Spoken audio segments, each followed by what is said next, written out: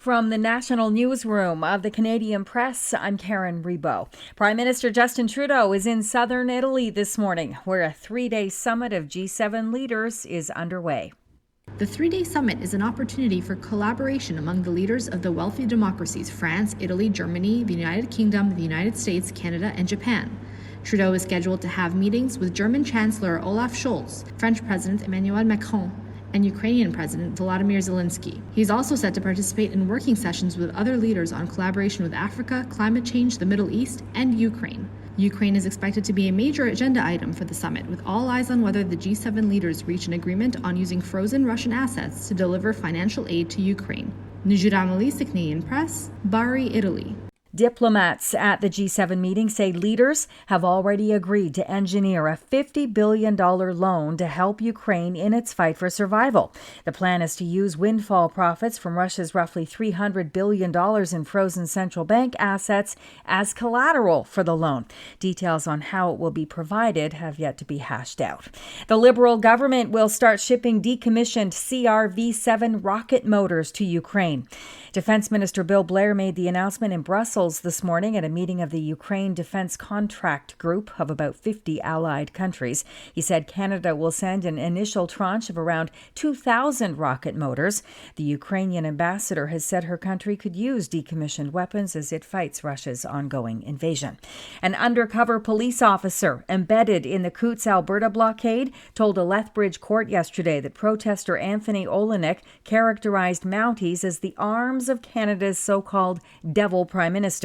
The officer testified about how she infiltrated the Coutts protest and spoke with Olenek, who she claims threatened to slit the throats of police who would try to break up the border blockade.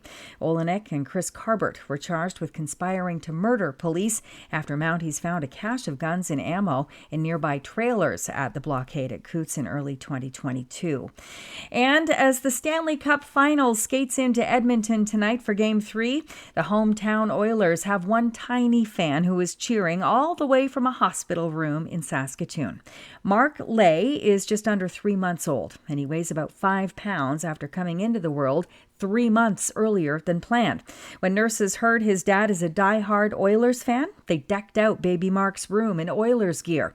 Edmonton is down 2-0 to the Florida Panthers in the 7-game series. Caitlin Lay says just like her baby, she's urging the Oilers to keep their chins up. Not a great start, but like Mark, they just need to take it game by game and stay positive. The family's also reveling in a personal win. Baby Mark had his breathing tube removed for the first time yesterday. This is the Canadian Press. In sports, Edmonton Oilers captain Connor McDavid addressed the media on Wednesday ahead of Thursday night's Game 3 of the Stanley Cup Final at home at Rogers Place.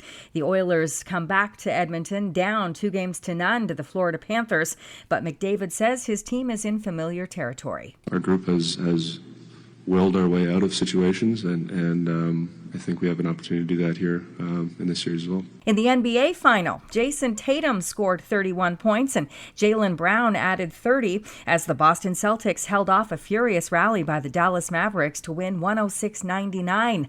Boston now has a 3-0 lead in that series.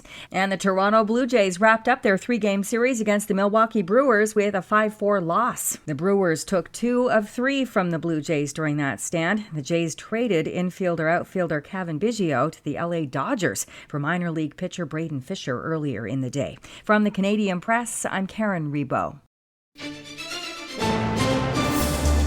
Thanks for listening. Don't forget to follow and subscribe. For more of today's top stories, visit thecanadianpressnews.ca.